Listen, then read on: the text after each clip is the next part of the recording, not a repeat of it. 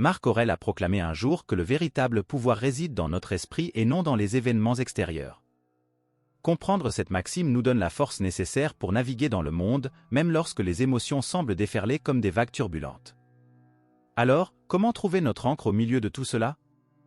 Cette vidéo découvrira cette précieuse leçon stoïcienne, fondamentale pour maîtriser nos émotions et naviguer dans les tempêtes de la vie avec sagesse et sérénité inébranlables. Commençons par apprendre à ressentir le calme au milieu des tempêtes de la vie avec cette leçon stoïcienne pour contrôler les émotions. Mais avant de plonger dans ces leçons, je voudrais vous demander de laisser un like, contribuant ainsi à diffuser la philosophie du stoïcisme. Si vous n'êtes pas encore abonné, je vous recommande de le faire et d'activer la cloche de notification pour ne manquer aucun contenu inspirant. Et comme toujours, soyez une personne vertueuse, tenez l'ancre et regardez jusqu'au bout. Comprendre ce qui est sous notre contrôle est crucial. Vous êtes-vous déjà retrouvé dans une tempête de la vie, que ce soit à cause d'événements inattendus, de déceptions ou de changements brusques?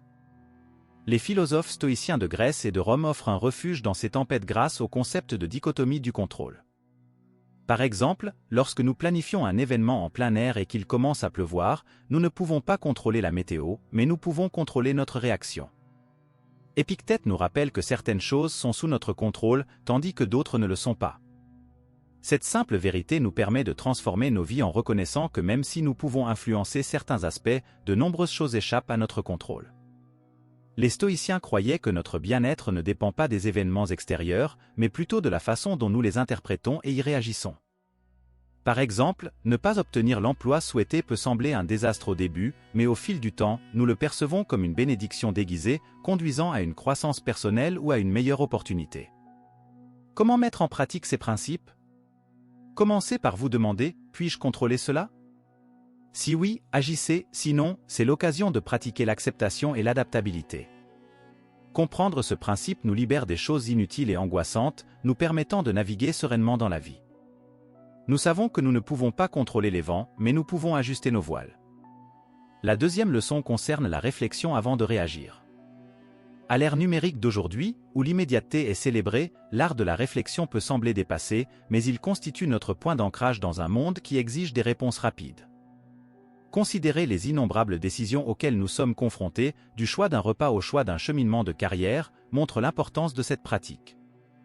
Lorsque vous recevez un message qui suscite vos émotions, prendre du recul et permettre un détachement momentané peut être transformateur. La réflexion n'est pas passive, l'acceptation est un engagement actif avec nos pensées et nos sentiments. Il s'agit de poser des questions approfondies, de comprendre pourquoi quelque chose s'est produit, pourquoi cela vous affecte si profondément, quelles croyances ou expériences passées influencent les émotions. La réflexion favorise l'empathie, nous permettant d'envisager d'autres perspectives. Combien de malentendus pourrait-on éviter si l'on prenait le temps de réfléchir avant de réagir? Combien de ponts pourrait-on construire dans des moments comme ceux-ci? Cette pratique est la pierre angulaire d'une navigation émotionnelle sage et inébranlable. Éveiller la sagesse dans des réflexions profondes, leçon pour les dirigeants et les navigateurs émotionnels. Les moments de réflexion apportent non seulement de la clarté, mais inspirent également compassion et connexion, en particulier dans un contexte professionnel. La capacité de faire une pause et de réfléchir s'avère être une qualité inestimable chez les dirigeants. Ceux qui réfléchissent avant de décider sont souvent perçus comme plus respectables et plus efficaces. Ils sont considérés comme des individus réfléchis dont les décisions résultent d'un processus de réflexion approfondie.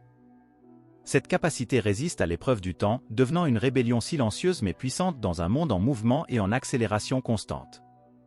C'est une déclaration selon laquelle nous ne nous laisserons pas emporter par les courants médiatiques immédiats, mais plutôt attachés à notre bien-être, à la qualité de nos interactions et à la profondeur. Leçon de vie et de leadership, cultiver le détachement. La leçon mise en lumière est l'importance de cultiver le détachement, même dans un monde caractérisé par des montagnes russes émotionnelles. Pratiquer le détachement ne signifie pas supprimer ses émotions, mais plutôt développer une perspective équilibrée. Cela nous permet d'observer les événements, les situations et les émotions sans nous laisser submerger par eux. Le détachement agit comme un amour tissé dans un monde surchargé d'informations, aidant dans les relations et les conflits. Imaginez que vous regardez un film passionnant. Vous êtes impliqué, ressentez de la tension, de l'excitation, de la tristesse, mais vous êtes toujours conscient qu'il ne s'agit que d'un film. C'est l'essence du détachement. Être profondément impliqué dans la vie, ressentir ses émotions, mais savoir rester assis dans le théâtre de l'esprit, observer sans se perdre dans le drame. Cette approche est vitale à notre époque de surcharge d'informations car elle nous permet de réagir efficacement. Pratiquer le détachement améliore la vie, nous permettant de nous immerger pleinement dans le voyage, en savourant chaque instant sans craindre constamment la perte ou le changement. Lâcher prise devient une boussole dans un monde en constante évolution, nous guidant avec grâce à travers les terrains variés de la vie. En adoptant cette pratique, nous enrichissons nos vies, apportant calme et clarté à ceux qui nous entourent. Posez-vous la question, pertinence à long terme. Une autre leçon précieuse est de réfléchir à la question, est-ce que cela aura de l'importance dans 5 ans? La vie nous présente des moments qui mettent à l'épreuve notre patience, notre résilience et notre perspective. Des désagréments mineurs aux défis importants, nous sommes confrontés à des situations qui suscitent toute une gamme d'émotions. Dans le feu de l'action, il est facile de se laisser submerger par les sentiments. Cette question simple mais profonde agit comme une machine à voyager dans le temps. Cela nous permet de regarder rétroactivement le moment présent. Soudainement, cette dispute houleuse ou cette opportunité manquée est vue sous un jour différent. La plupart des soucis d'aujourd'hui ne deviendront que des vestiges de souvenirs dans le grand récit de nos vies. Pensez aux soucis que vous aviez il y a 5 ans. Combien d'entre eux ont encore du poids aujourd'hui? Combien ont été obscurcis par de nouvelles expériences, apprentissages et souvenirs? Cette réflexion humiliante et libératrice permet de prioriser les préoccupations et de faire la distinction entre les revers à court terme et les implications à long terme. Il favorise la résilience en nous rappelant de garder une vue d'ensemble, réduisant ainsi l'anxiété et favorisant la résolution de problèmes. Relevez les défis avec sagesse, des leçons stoïciennes pour la vie. Plutôt que de nous laisser piéger, nous élaborons des stratégies et nous nous adaptons, en avançant avec la conscience que la clarté et les solutions émergent souvent de cette perspective. Cette approche nous encourage à nous concentrer sur ce qui compte vraiment, en veillant à ce que nos actions et nos décisions aient un impact durable. Investir dans l'importance des relations, de la croissance personnelle et des expériences qui résistent à l'épreuve du temps est fondamental. La 5e leçon met en évidence la pratique consistant à tenir un journal stoïcien. Cette tradition, célébrée dans toutes les cultures, transcende le simple récit d'événements et devient un outil de croissance, d'introspection et de clarté. Le journal stoïcien devient un espace de réflexion, un dialogue avec soi-même, où le monde extérieur rencontre les événements internes, éclairant à la lumière des valeurs et croyances personnelles. L'empereur romain et philosophe stoïcien Marc Aurèle tenait un journal connu sous le nom de « Méditation ». Pour lui, ce n'était pas destiné à être publié. C'était un dialogue personnel, un espace pour s'orienter et se souvenir des principes stoïques tout en affrontant les défis de la vie. Dans nos vies modernes, pleines de distractions, prendre du temps pour l'introspection devient crucial. Un enregistrement quotidien se transforme en un rituel d'ancrage, apportant de la clarté au milieu du chaos. Cette pratique peut conduire à des connaissances approfondies, à l'identification de déclencheurs émotionnels, de valeurs directrices et de modèles qui façonnent nos journées.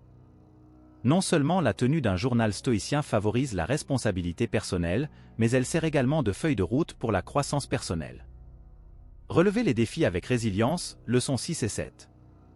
La 6e leçon nous encourage à considérer les obstacles comme des opportunités. Dans un monde plein de défis, les stoïciens avaient une perspective unique sur l'adversité. Ils croyaient que même si nous ne pouvons pas contrôler tous les événements, nous pouvons contrôler notre interprétation et notre réponse à ceux-ci. Chaque défi, lorsqu'il est considéré comme une opportunité de croissance, peut nous faire avancer. Tout comme une rivière contourne un rocher sur son passage, les obstacles peuvent remodeler notre parcours de vie. La 7e leçon met en évidence l'importance de la gratitude dans la riche tapisserie humaine. La gratitude est plus qu'une émotion spontanée, c'est une profonde reconnaissance des forces, des moments et des individus qui enrichissent nos vies. Les stoïciens pratiquaient délibérément la gratitude comme un rituel quotidien, s'enracinant dans le présent et appréciant les bénédictions de la vie. Cette pratique réduit les sentiments d'envie, de ressentiment et améliore le bien-être général. Cultiver la gratitude est une invitation à célébrer le présent, à embrasser la vie à bras ouverts et à parcourir le chemin de l'existence avec un cœur plein de gratitude. Ces leçons stoïciennes sont de précieuses sources de sagesse, apportant de la clarté au milieu des défis de la vie. Merci pour votre attention jusqu'à présent et j'espère que ces réflexions ont été éclairantes. Comme toujours, merci d'avoir regardé et à bientôt dans la prochaine vidéo.